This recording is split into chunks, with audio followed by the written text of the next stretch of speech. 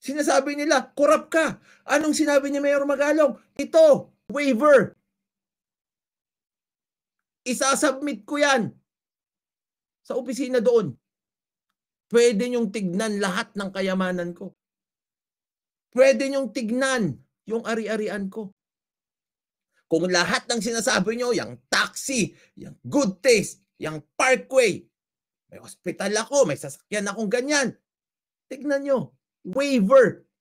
Saan kayo nakakita ng politiko na nag-sign ng waiver kung saan lahat ng tao, as in kahit sino, pwedeng tignan yung kanyang ari-arian?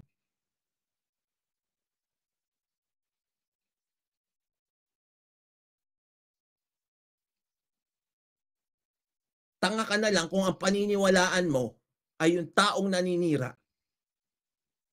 Eh kung itong tao nga na ito, binuksan niya kanyang buhay, ari-arian, pagkatao sa sambayanan.